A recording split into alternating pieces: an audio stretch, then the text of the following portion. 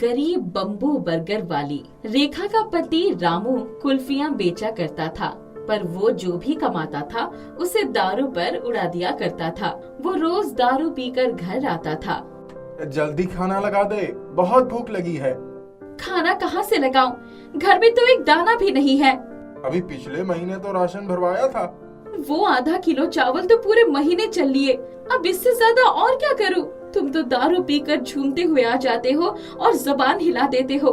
घर का काम करना और घर खर्च चलाना तो मेरे हाथ में है ना। इस घर में जितना भी राशन भर दो कम ही पड़ता है। ना जाने कितना खाती हो। मैं खाती हूँ?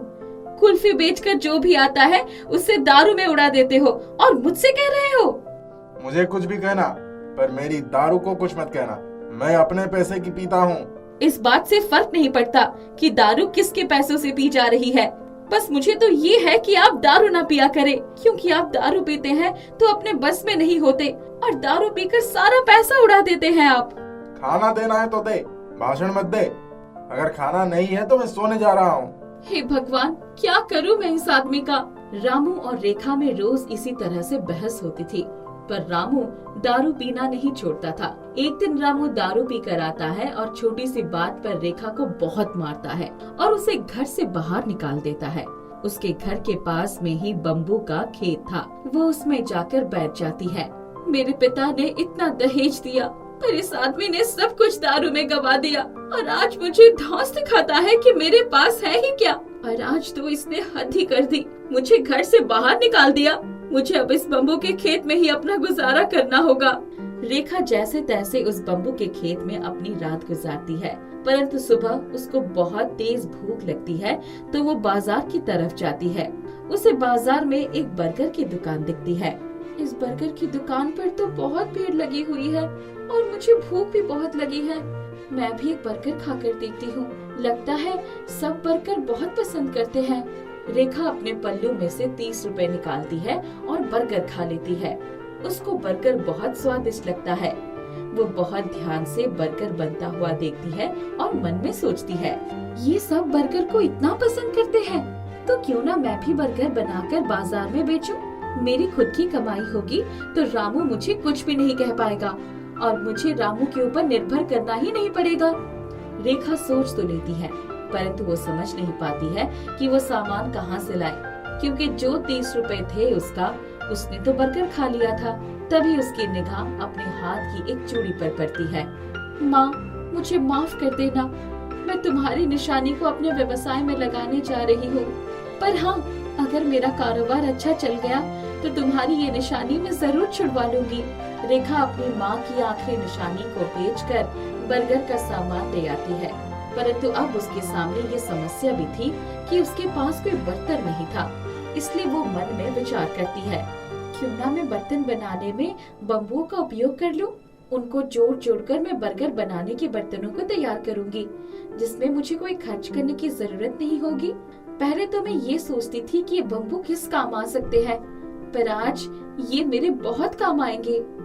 रेखा बम्बू तोड़कर उसका एक तवा बनाती है और कुछ बम्बुओं को आग जलाने के लिए उपयोग में लाती है और बाजार में एक जगह जाकर बर्गर बनाना शुरू कर देती है। परंतु उस बाजार में प्रशांत नाम का एक बर्गर वाला होता है। सब उसी का बर्गर खाना पसंद करते थे। मेरा छोटा सा बम्बू बर्गर का व्यापार न जाने चलेगा भी या नहीं, क्योंकि सब प्रशांत बर्गर वाले के बर्गर खाते हैं। मेरे पास तो कोई आ ही नहीं रहा है। खैर, एक दिन में कोई काम नहीं चलता, मुझे थोड़ा सब्र करना होगा। जब रेखा का कोई भी बर्गर नहीं बिकता तो वो बने हुए बर्गरों को लेकर जाने लगती है। तभी उसे रास्ते में कुछ गरीब और भूखे बच्चे दिखते हैं। इन बर्गरों का अब मैं क्या करूंगी? एक काम करती हूँ, इन भूखे और गरीब बच्चों को ही दे देती हूँ, कम से कम इनकी भूख तो मिटेगी। उस दिन से रेखा जो बर्गर नहीं बिकते थे उनको गरीब बच्चों को खाने के लिए दे देती थी, जिससे सभी भूखे और गरीब बच्चे उससे बहुत खुश रहते थे। एक दिन लालचंद नाम का एक सेठ उसकी दुकान पर आया और कहने लगा, अरे उस बर्गर वाले के पास तो बहुत भीड़ लगी है और मुझे भूख भी बहुत तेज लगी है। वहाँ पर तो नंबर आना मुश्किल लगता है। क्या तुम मुझे एक बर्गर बनाकर दोगी? हाँ हाँ, क्यों नहीं सेठ जी, अभी आपको एकदम अच्छा वाला बर्गर बना कर देती हूँ। अरे तुम्हारे पास तो बर्तन भी नहीं है। सेठ जी, मेरे पति ने मुझे घर से निकाल दिया है। इस वजह से मैं कोई बर्तनों का इंतजाम नहीं कर पाई और मैं बम्बुओं को बर्तनों के रूप में उपयोग में ला रही हूँ। आप खाकर तो देखिए, मेरे बम्बू का बर्गर एक अलग ही तरह का बर्गर है। इसमें कोई तेल नहीं है, बल्कि ये धीमी धीमी आंच पर सिका हुआ है। वाकई में तुम्हारा बर्गर तो एक अलग ही तरह का बर्गर है। ये तो बहुत ही स्वादिष्ट है।